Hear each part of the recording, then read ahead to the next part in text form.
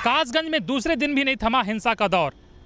हालात पर नियंत्रण पाने के लिए जिले में पुलिस और पीएसी के जवानों के साथ ही रैपिड एक्शन फोर्स के जवानों को भी बड़ी संख्या में तैनात किया गया है। गणतंत्र दिवस के दिन भड़की हिंसा में मारे गए युवक का आज अंतिम संस्कार किया गया।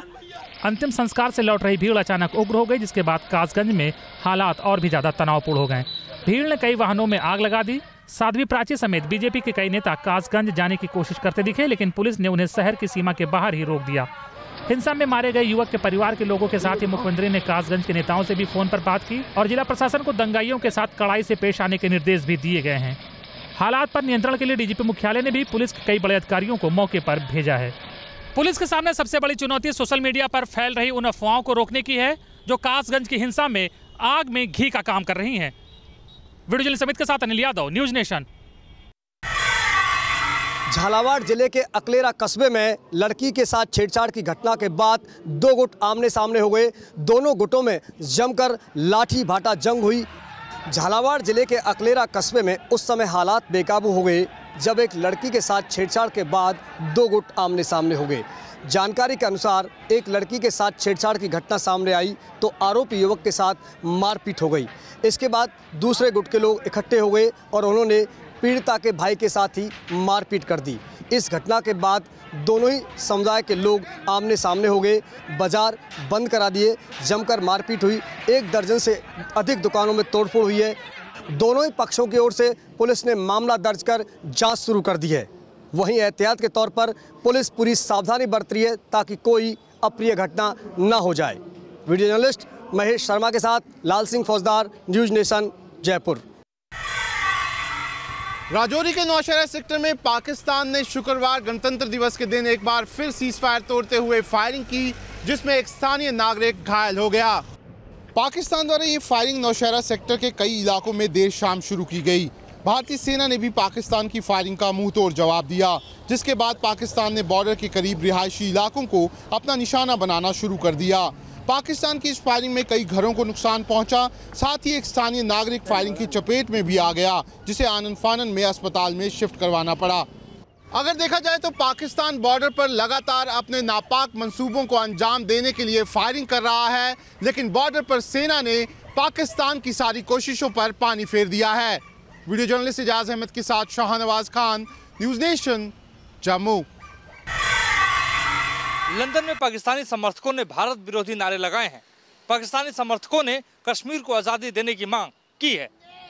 लंदन में भारतीय उच्चायोग इंडिया हाउस के बाहर भारत समर्थक और भारत विरोधी ताकतें आमने सामने आ गईं।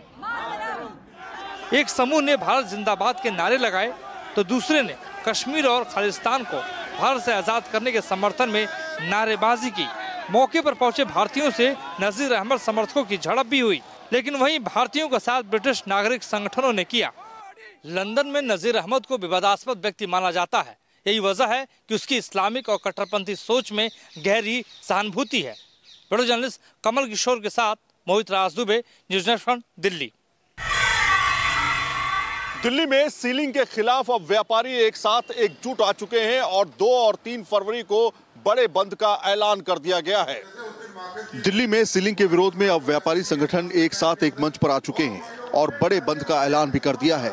करीब 500 ट्रेड यूनियंस ने दिल्ली में 2 और 3 फरवरी को बंद का ऐलान किया है और मांग की है कि दिल्ली में चल रही सीलिंग को बंद किया जाए। सरकार जब तक सीलिंग को बंद नहीं करेगी तब तक इसी तरह से बंद का ऐलान किया जाता रहेगा।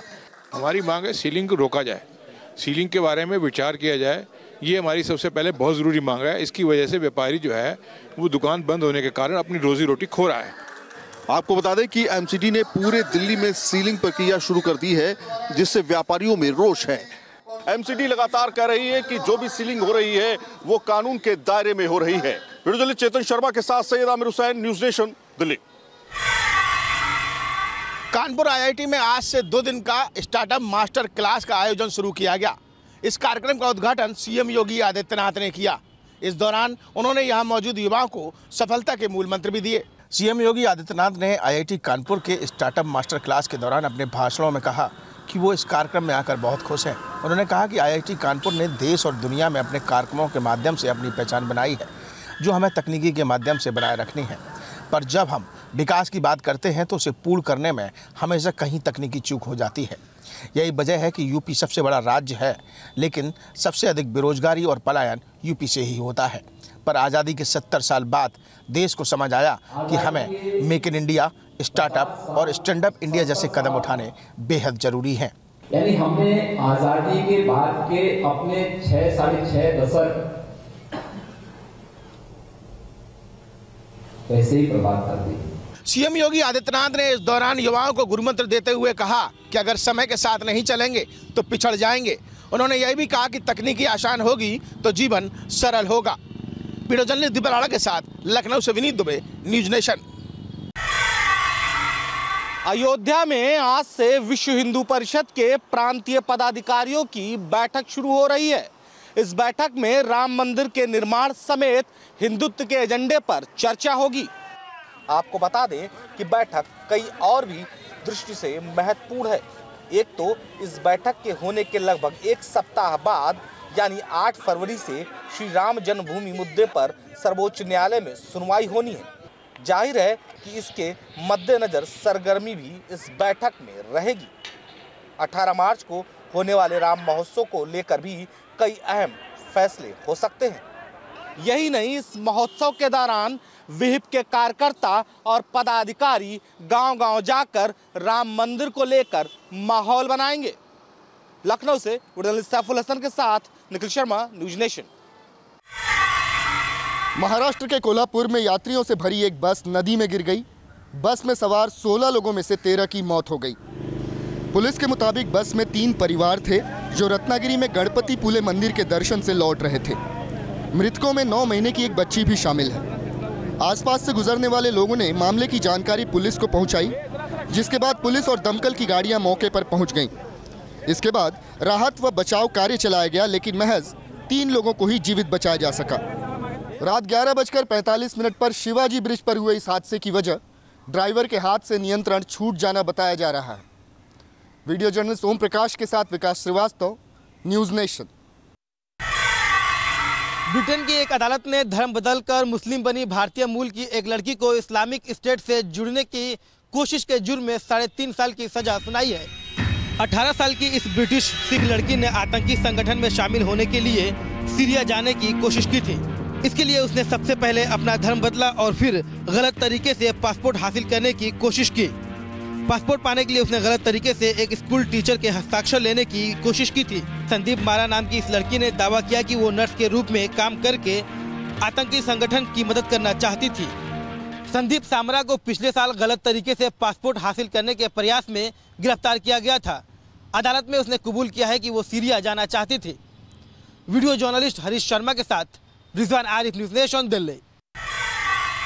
आईपीएल ऑक्शन में खिलाड़ियों पर लगी करोड़ों की बोली। फ्रेंचाइजीज ने जमकर खर्च किया पैसा। टी20 लीग के ऑक्शन में खिलाड़ियों पर जमकर बोली लगी। बेन स्टोक्स सीजन 11 के सबसे महंगे खिलाड़ी साबित हुए। बेन स्टोक्स को राजस्थान रॉयल्स ने 12.5 करोड़ रुपए में खरीदा। वहीं टीम इंडिया के ओपनर लोकेश राहुल को 11 करोड़ रुपए में किंग्स 11 पंजाब ने खरीदा, जबकि मनीष पांडे 11 करोड़ की रकम में सनराइजर्स हैदराबाद के खाते में गए। ऑक्शन में हैरानी की बात यह रही कि क्रिस गेल को कोई खरीदार नहीं मिला। इसके अलावा शिखर धवन को 5.2 करोड़ रुपए में सनराइजर्स हैदराबाद ने अपनी टीम में राइट टू मैच कार्ड के जरिए रिटेन किया। वहीं रविचंद्रन अश्विन अब किंग्स 11 पंजाब का हिस्सा होंगे। अश्विन को 7 करोड़ 60 लाख की रकम में किंग्स 11 पंजाब ने अपने नाम किया। इसके अलावा ड्वेन ब्रावो को 6 करोड़ 40 लाख की रकम में राइट टू मैच कार्ड के जरिए चेन्नई सुपर किंग्स ने अपनी टीम से जोड़ा। ऑक्शन में कई बड़े भारतीय नामों को ज्यादा रकम नहीं मिली। युवराज सिंह सिर्फ 2 करोड़ रुपए में किंग्स 11 पंजाब के खाते में गए। वहीं गौतम गंभीर को 2 करोड़ 80 लाख रुपए में दिल्ली डेयरडेविल्स ने खरीदा। आईपीएल ऑक्शन में फ्रेंचाइजीज का ध्यान अपनी टीम को नए सिरे से बनाने पर था, इसलिए कुछ खिलाड़ियों को लेकर फ्रेंचाइजीज ने पैसे की भी परवाह नहीं की।